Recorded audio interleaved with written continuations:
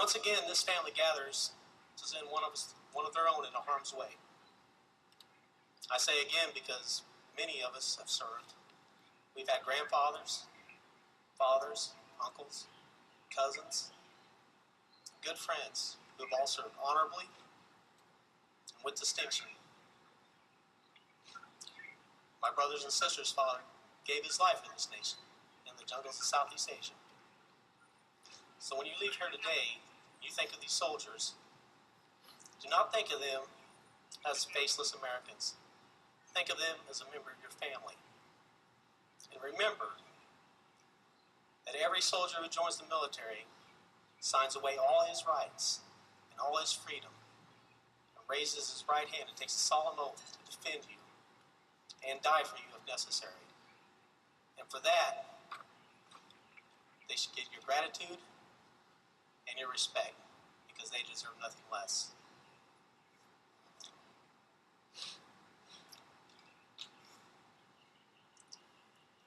I have not always had an easy life, but the hardest thing I've ever had to do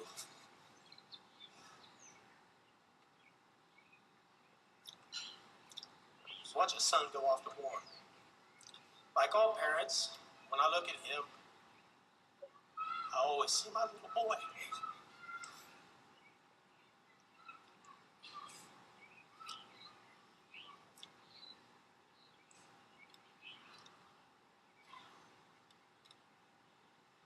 But I will try not to cry for him. And I will try and be strong for him because he is strong for me. Veterans, attention! Sergeant Lamb, front center.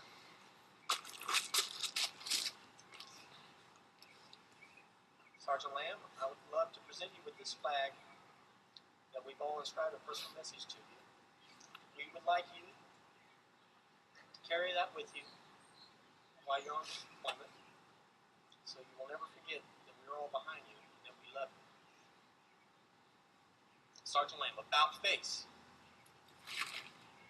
Sergeant Lamb, about face. I love doing that. Veterans, present arms. Order, arms. Sergeant Lamb, about face. Ladies and gentlemen, may I present one of America's finest.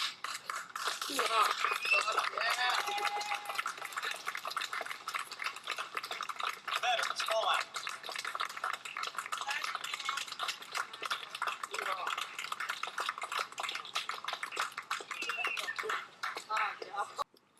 The Lord is my shepherd, I shall not want.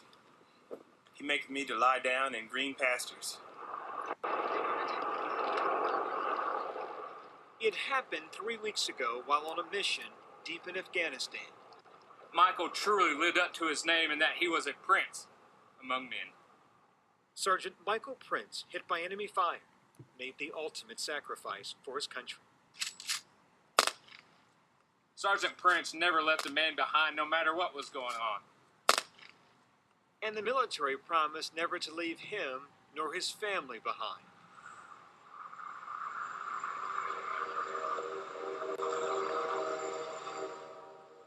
I caught something out of the corner of my eye. And when I looked up, there they were. 2 men in uniform.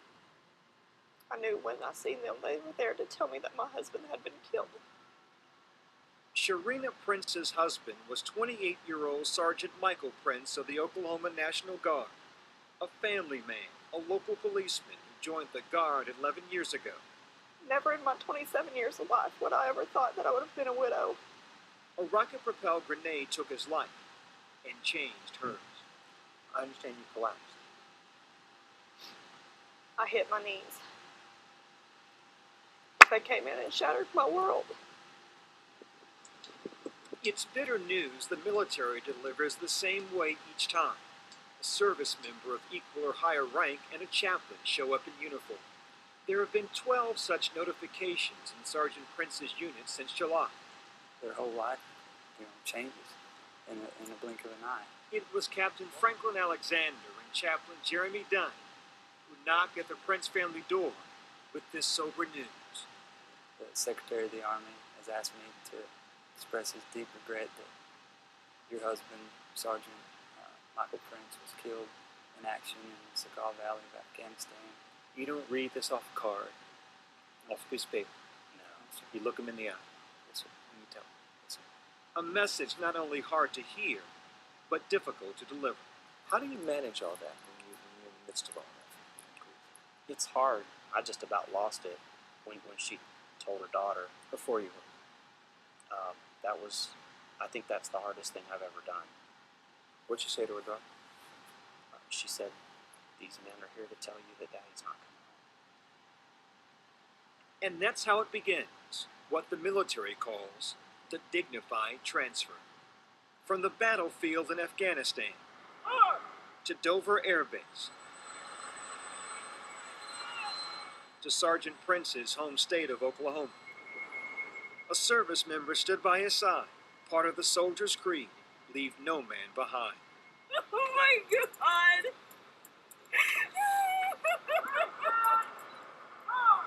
When the sergeant's remains arrived at the Oklahoma City airport, his wife, his family, and close friends were waiting.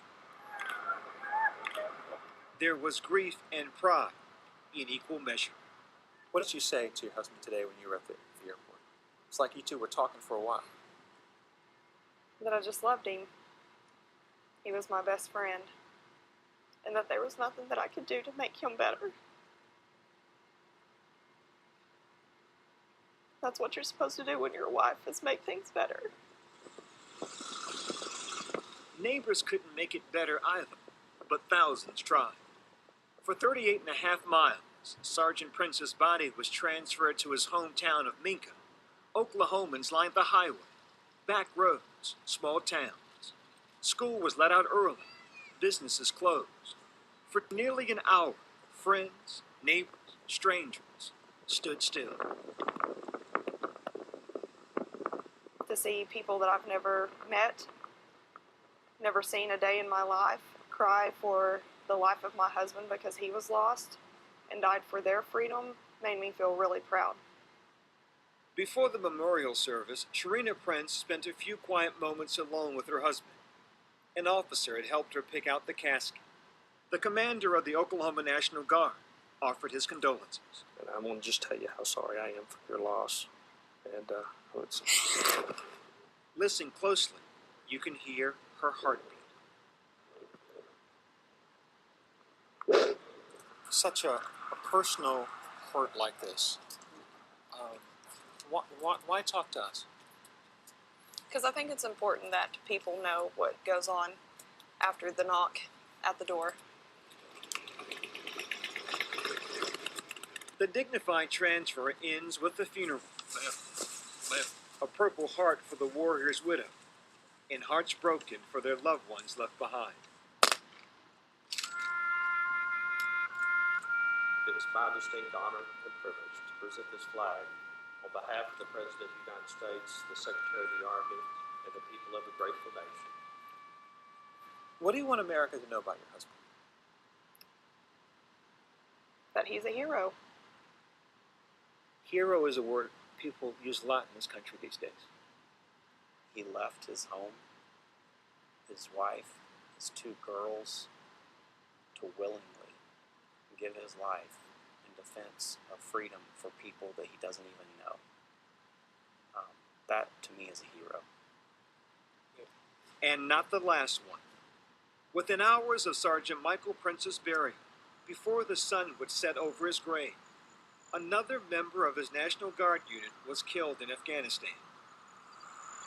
Another dignified transfer, and almost certainly not the last.